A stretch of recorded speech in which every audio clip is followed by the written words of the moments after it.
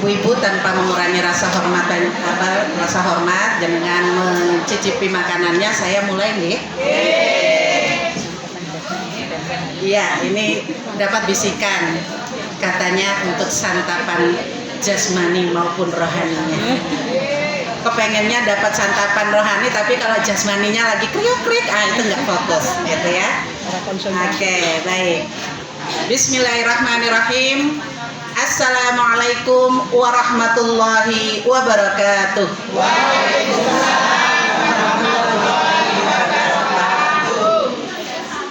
Alhamdulillahirabbil alamin. Allahumma shalli ala Muhammad wa ala ali Muhammad. Amma ba'd. Yang saya hormati Ibu Ketua Perip Ancap Bantul. Oh, cabang Bantul. Ya, maaf. Bukan orang dalam, jadi salah. Ya. Yang saya hormati Ibu Ketua Pepabri, DPC Bantul juga. Berdiri. Duduk aja. Nanti ndak jenengan kenyang, saya yang lapar. Yang saya hormati bapak-bapak dan juga ibu undangan yang sudah hadir, saya doakan semoga panjenengan semua dalam keadaan sehat walafiat. Walaupun kaum minoritas di sini Pak, tapi jenengan punya kuasa gitu ya. Yang saya hormati juga ibu-ibu sekalian, tamu undangan Syawalan HUT Perip dan Hari Kartini.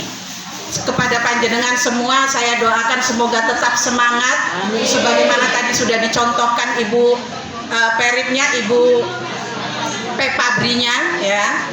Semoga jenengan juga selalu bahagia. Amin.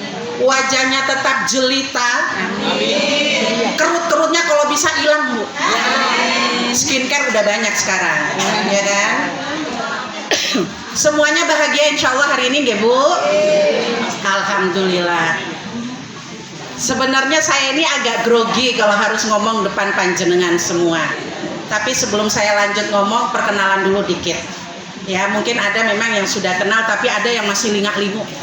Sopo, malah sampai minta berdiri biar kelihatan gitu ya.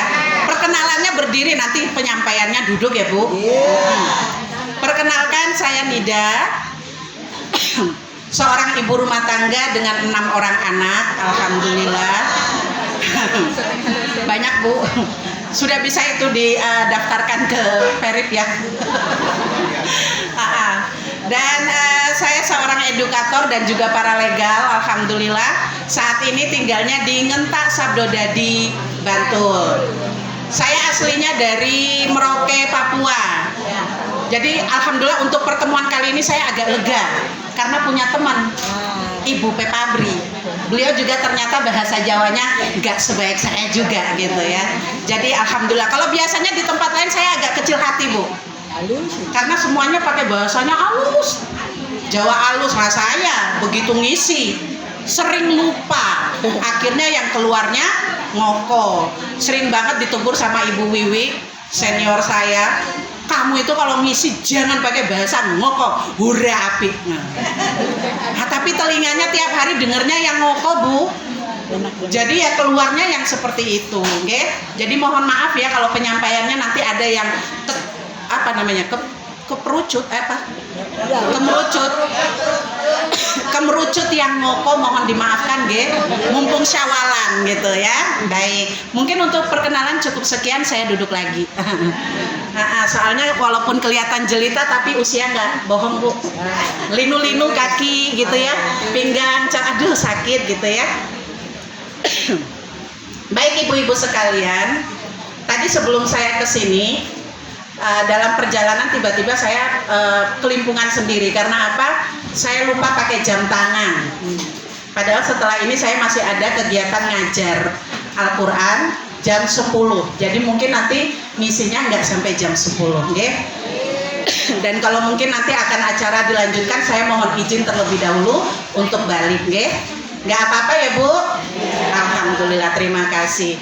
Ini kalau misalnya anggota itu, prajurit itu ada yang ketinggalan benda yang harus dibawa, itu kira-kira diapain, Bu? Disuruh push up ya Bu. Janganlah kalau usia saya Bu ya. Disuruh istighfar aja. Siapa suruh lupa gitu ya. Alhamdulillah. Kan ada HP. Ada HP ya Bu. Ya ini untuk mengontrol. Bagaimanapun juga yang namanya disiplin bagi seorang Muslim, apalagi orang-orang yang terbiasa dengan kedisiplinan, itu nggak ada alasan, gitu ya. Jadi mudah-mudahan nanti saya tidak lewat waktu. Alhamdulillah ini ada jam besar di depan saya nih. Oke, ibu-ibu sekalian, selain tidak pede karena memang sudah ketinggalan jam, saya juga sebenarnya nggak pede mendengarkan tadi sambutan dari ibu-ibu ketua ini. Saya sempat mikir, apa yang mau saya sampaikan? Apalagi kalau tadi dengar pengalamannya ibu ketua PPABRI, sendirian tetap kuat, tidak masalah, tetap semangat. Lah yang sudah orang, saya menghadapi orang seperti itu, kira-kira apa yang perlu saya sampaikan? Ini sebenarnya tantangan terbesar untuk saya gitu loh. Kemarin memang saya diundang di PPABRI Ranting Kalau itu saya alhamdulillah udah memang udah akrab sama orang-orangnya, bapak-bapak, ibu-ibunya, jadi agak pede. Lah ini cabang disuruh ngomong depan orang-orang yang sudah terbiasa disiplin, terbiasa sendirian, terbiasa ditinggal suami. Apa yang harus saya ceritakan? Oh, nggak ada suami, maaf, saya nggak menyinggung itu ya.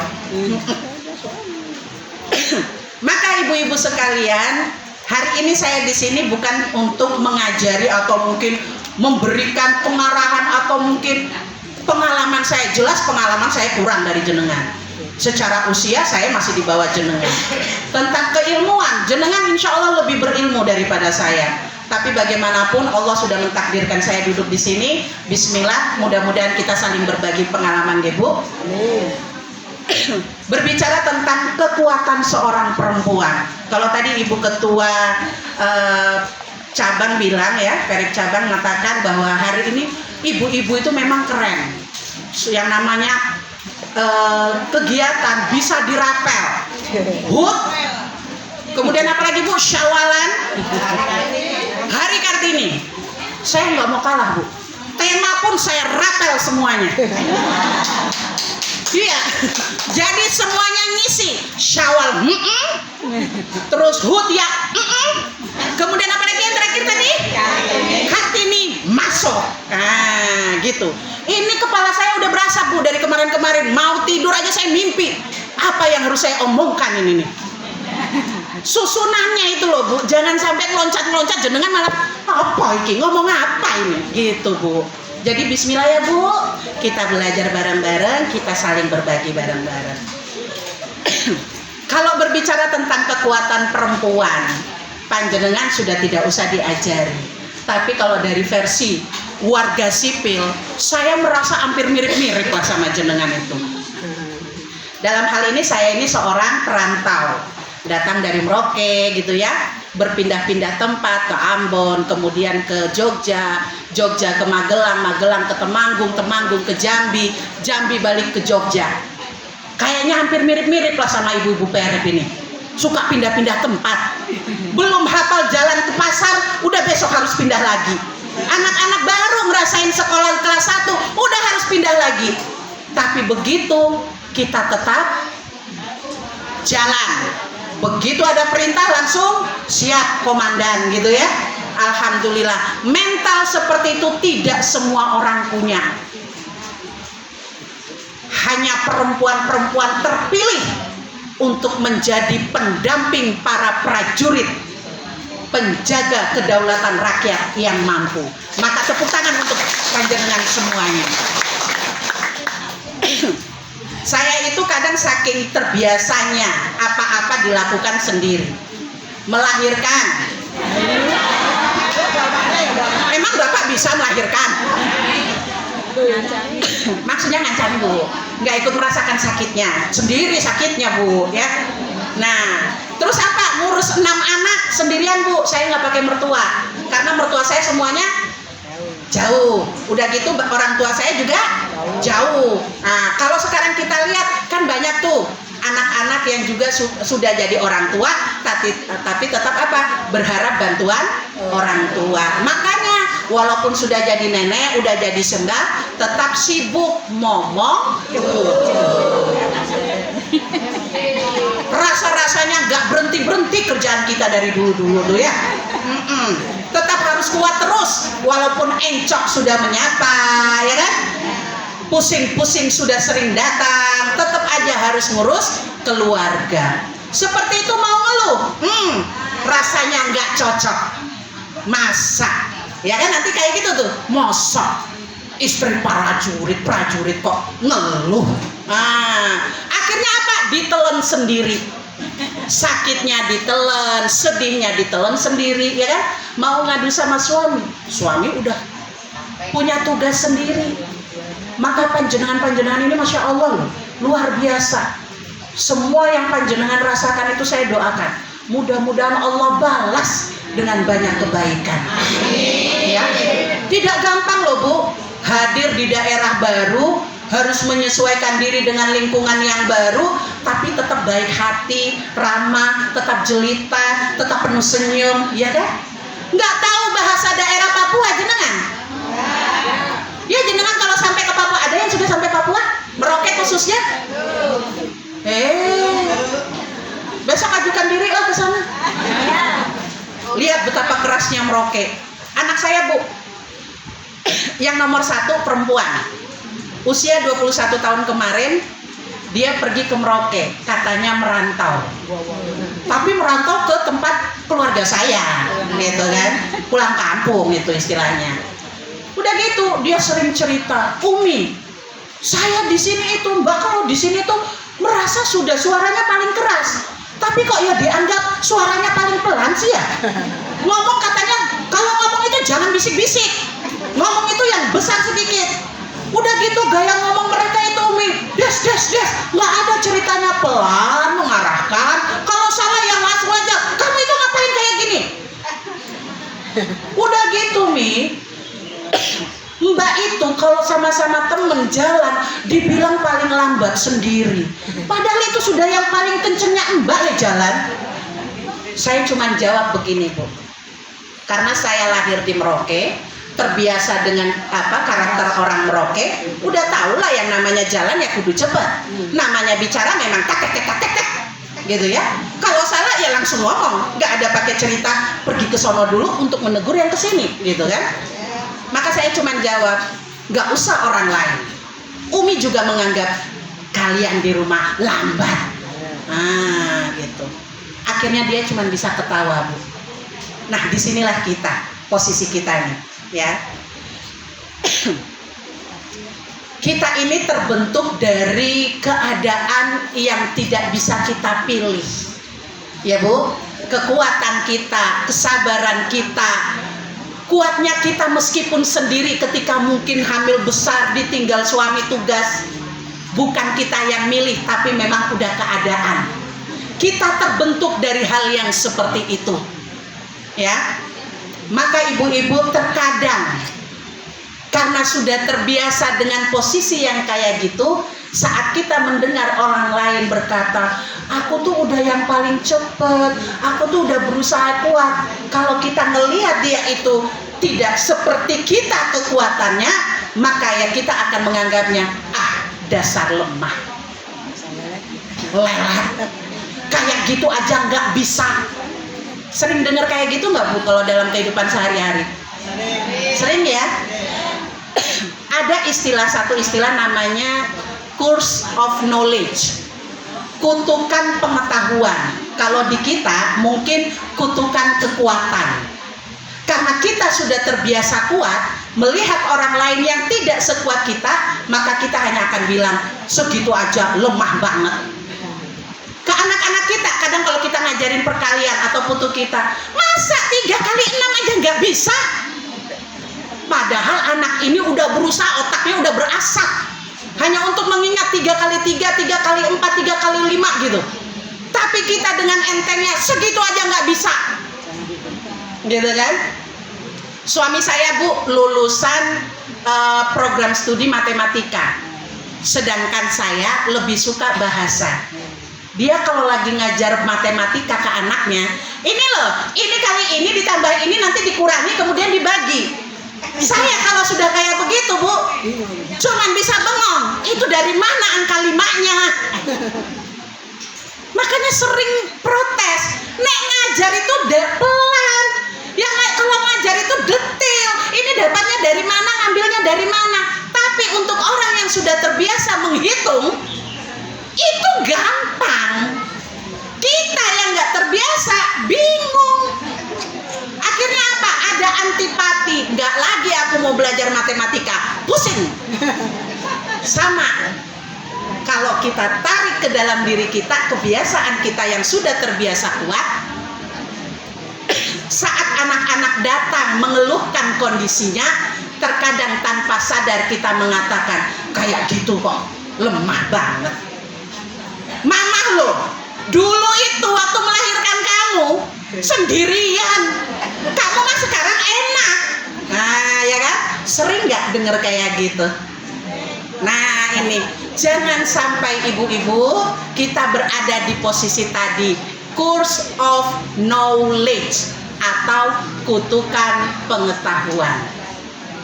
Hanya karena kita sudah terbiasa kuat, terbiasa sabar, terbiasa cepat mengambil keputusan karena kondisi yang memaksa kita harus seperti itu, lantas kita memandang orang lain sebagai yang lemah, sebagai yang gak kuat, sebagai yang gak ikhlas.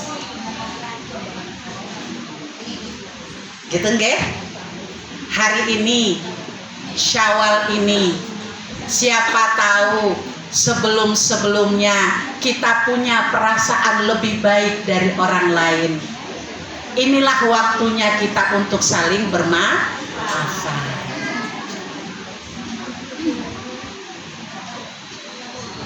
Kita itu kadang menganggap orang lain lemah atau mungkin menganggap diri kita lebih, saya udah ngelewatin itu semua. Bukan karena kita jahat, Bu, tapi karena memang sudah terbiasa. Terbiasa cepat, terbiasa tahan banting. Ibu ke pabrik aja udah akhirnya apa? Lebih enak sendirian. Kan? Karena memang sudah terbiasa. Jadi bukan karena kita jahat sama orang lain tuh enggak, karena udah kebiasaan kita. Maka disinilah mungkin kita harus lebih banyak di usia sekarang. Perip sudah mencapai usia 62 tahun. Kalau kita masukkan ke usia manusia, maka ini sudah waktu maghrib. Ya enggak, Bu? Yang udah masuk maghrib siapa ini? Nggak kelihatan, Bu, soalnya masih kenceng. Ya, usia Perip yang sudah dewasa, bahkan sudah masuk usia yang kudunya berwibawa, sama dengan kita saat ini sebagai orang tua, gitu ya. Jangan sampai kita terus-terusan berada dalam kenangan masa lalu yang kita itu selalu dulu loh. Kamu mah enak sekarang, mama dulu. Padahal yang namanya zaman sudah berubah, tantangannya berbeda. Zaman jenengan mungkin tantangannya transportasi, kecepatan informasi, gitu kan? Tapi kalau yang sekarang tantangannya apa? Justru kecepatan informasi itu sebagai tantangannya. Fokusnya nggak kayak kita dulu rentang fokus bisa lama karena nggak ada yang ganggu, nggak ke distract sama notif WA atau mungkin story temen. Nah sekarang semuanya Bu? Cekrek untuk story WA, kebutuhan story. Sama nih sekarang nih, ya. Lah Bu Nida juga iya, Ustazah Nida juga pakai itu. Iya Bu. Saya setiap kali ceramah bawa seperti ini senjata saya, Bu. Ya. Nih bapak-bapak mungkin senjatanya beda. Saya ini senjatanya. untuk dokumentasi saya unggah ke YouTube, bisa jadi warisan anak cucu saya besok. Ketika saya sudah tidak ada, mereka bisa buka channel YouTube Nida Uminya Ulfa. Muncul semua ceramahnya, mereka bisa lihat mukanya, mereka bisa dengar suaranya, mereka bisa memahami isinya. Maka itu ibu-ibu, tantangan sekarang memang beda ya. Nggak bisa kita samakan dengan dulu kita-kita itu. Anak sekarang kelihatan enteng, semua ada. Mau makan aja tinggal tek datang. Apa namanya Bu biasanya? Shopee Food, GoFood gitu ya. Kita dulu nggak ada kayak gitu. Tapi ibu, tantangan mereka apa? Segala pilihan mereka sekarang itu bisa dibicarakan, bisa jadi bahan gosip. Pilihan untuk tidak menikah, digosipin. Iya nggak Bu? Pilihan nggak punya anak, tetap diomongkan. Sudah punya anak, jumlahnya tetap diomongin. Iya nggak Bu? Belum nikah, kenapa belum nikah, tetap diomongkan. Itu mereka sekarang kaitannya dengan mental. Makanya anak muda sekarang itu apa? Sangat memprioritaskan yang namanya mental health. Nggak dari orang lain, terkadang dari morotuo dewe. Ini yang merasa morotuo nih. Ya. Morotuo gitu ya.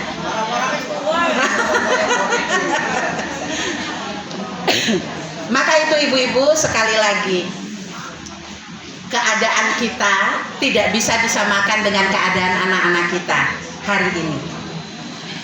Cara pandang kita pun tidak bisa kita paksakan terhadap mereka. Di usia kita sekarang disebut dengan usia emas. Maka yang diharapkan dari kita bukan lagi kekuatan fisik. Siapa sekarang yang berdiri masih nggak perlu ini pegangan? Saya aja kadang berdiri masih cari pegangan. Ya, sekarang kita sudah tidak diharapkan fisiknya lagi, ibu-ibu. Yang diharapkan keturunan kita adalah apa? Ketenangan, kenyamanan dari orang tua. Bisanya mereka kembali kepada kita dalam keadaan tahu mereka tetap diterima dalam kondisi apapun. Dan yang paling utama yang mereka butuhkan dari kita adalah doa.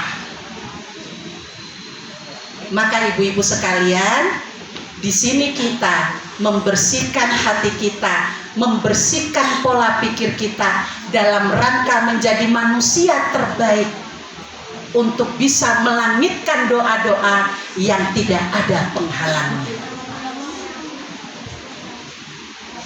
Karena ketika menjadi orang tua yang masih nyinyir, ya, julid sama menantu, atau mungkin keras kepada putu, bisa jadi doa kita terhalang oleh gerutuan anak cucu kita.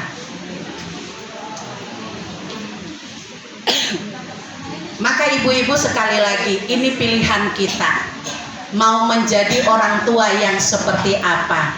Kekuatan kita, kesabaran kita di masa lalu, jadikan sebagai kekuatan doa untuk menopang hidup anak-anak kita yang saat ini lebih berat tantangannya.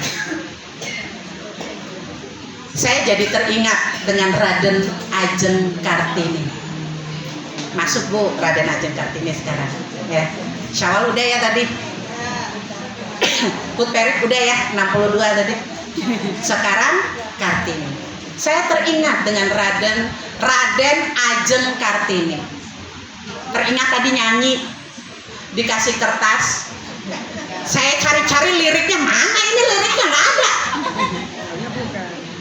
Ternyata nyanyi yo semaunya ini yang pegang mic. Saya dengan ibu ketua, mana ini liriknya, ini bagian kok nggak ada. Paling bawah juga tetap nggak ada. Ini kenapa beda liriknya, gitu ya? Tapi masya Allah, disitulah saya dengan ibu ketua kita malah bisa jadi ketawa ketiwi di sini, mengakui kalau kita nggak hafal lagu R.A. Kartini. Dan tahu nggak? Saya sempat di awal ngebatin, ngapain dibagikan kertas, kan sudah hafal lah. Kebukti ternyata saya nggak tahu, nggak hanya hafal, nggak tidak hafal, tapi nggak tahu gitu loh.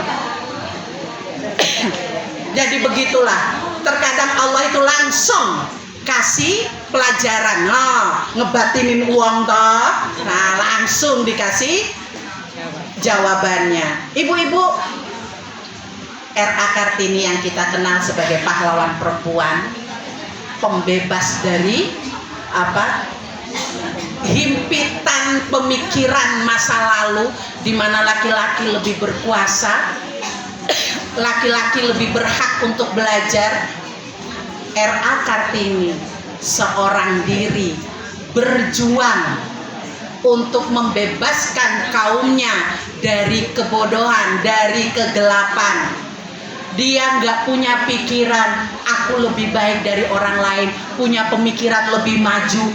Perempuan yang lain mana? Nggak ada yang kayak aku, nggak sekuat aku, tidak.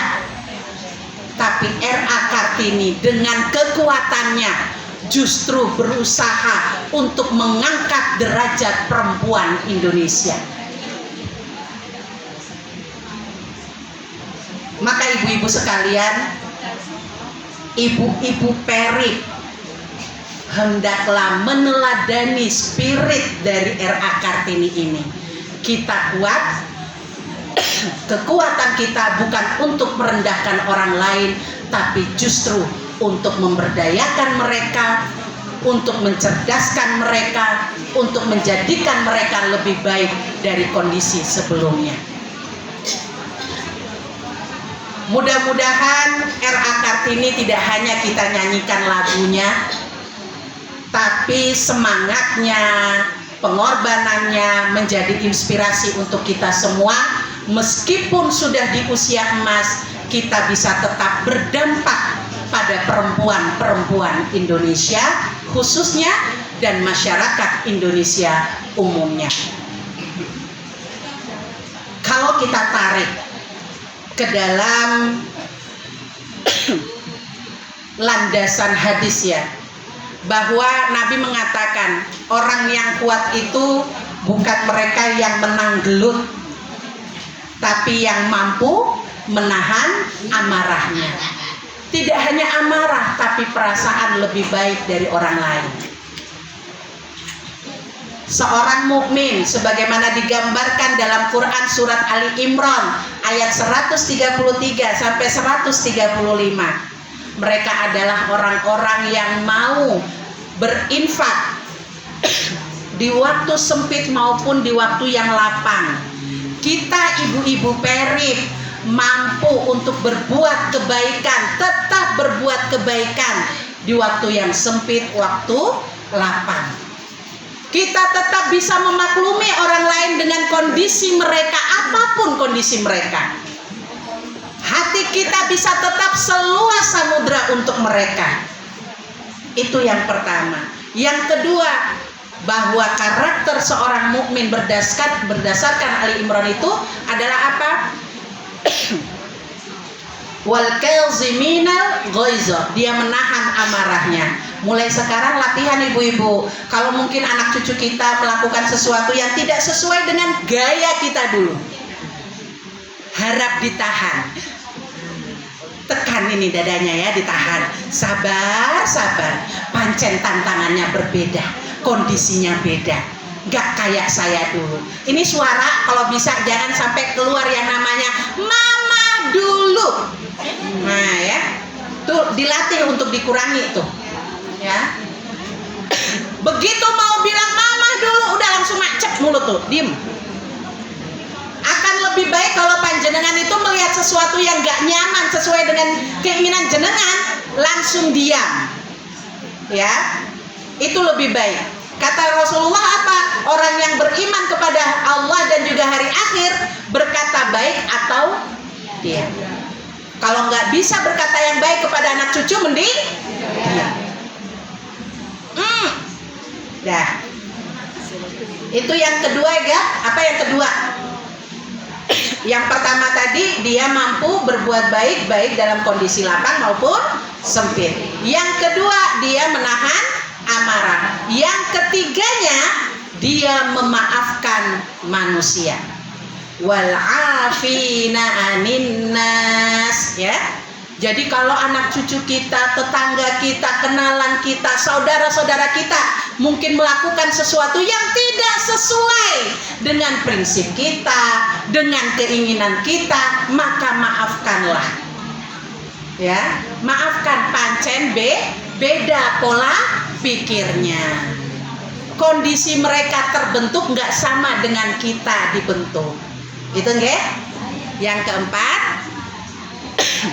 orang yang beriman atau bertakwa itu adalah mereka yang bersegera ketika melakukan kesalahan, melakukan hal-hal yang keji, ataukah melakukan hal yang menzolimi dirinya sendiri, bersegera mohon ampun pada Allah. Orang bertakwa itu bukan berarti orang yang sempurna, nggak pernah bikin salah, bukan. Orang bertakwa itu adalah ketika dia melakukan kesalahan, dia segera kembali pada Allah. Cepat-cepat istighfar. Begitu ibu-ibu? Bisa dipahami nggih?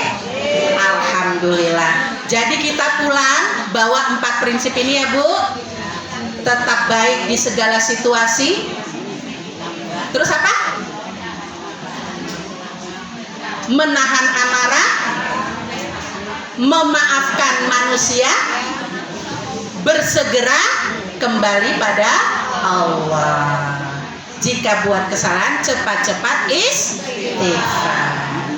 Maka ibu-ibu semua, sekali lagi saya sampaikan bahwa di usia kita tidak lagi mengejar kekuatan fisik, tapi kekuatan hati untuk bisa lebih memahami orang lain, lebih lembut kepada anak cucu, lebih sabar, lebih ikhlas dengan teman-teman seperek ini gitu ya, teman-teman kenalan kita. Mungkin itu saja ibu-ibu. Sekali lagi, panjenengan bukan perempuan biasa. Panjenengan adalah perempuan-perempuan yang dipilih oleh Allah untuk mendampingi para prajurit yang bertugas mengamankan negara kita, menjaga kedaulatan negara kita. Itu bukan tugas yang mudah. Jenengan tidak sempat bermanja-manja pada suami, tidak sempat disayang-sayang saat mungkin mau menghadapi kelahiran, ya. Tapi disitulah nilai perjuangan panjenengan. Dan sekali lagi saya doakan, semoga Allah membalas semua pengorbanan panjenengan dengan pahala yang berlipat ganda. Untuk lebih memantapkan hati kita, mari sama-sama kita angkat tangan kita tundukkan hati kita, memohon kepada Allah kekuatan hati dan kesabaran iman. A'udzubillahi minasyaitonirrajim. Bismillahirrahmanirrahim. Allahumma ya Allah, Engkau yang maha mengetahui setiap perjalanan hidup kami, setiap lelah yang kami sembunyikan, setiap air mata yang tidak sempat kami jatuhkan. Ya Allah, jika selama ini hati kami mengeras karena terlalu lama harus kuat, maka hari ini lembutkanlah hati kami ya Allah. Lapangkan dada kami, ajarkan kami untuk memaafkan, bukan hanya orang lain, tapi juga memaafkan diri kami sendiri. Ya Allah, jadikan sisa usia kami usia yang penuh ketenangan, bukan lagi penuh beban. Jadikan kami ibu-ibu yang meneduhkan bagi anak cucu kami, yang doanya Engkau ijabah, yang kehadirannya membawa rahmat. Ya Allah, berkahi usia kami, berkahi keluarga kami, dan jadikan hati kami hati yang merdeka dari segala luka yang tidak pernah kami bawa. Rabbana atina fid dunya hasanah wa fil akhirati hasanah wa qina adzabannar. Sallallahu alaihi Muhammad. Alhamdulillahirabbil alamin. Dari saya cukup sekian, semoga bermanfaat. Assalamualaikum warahmatullahi wabarakatuh.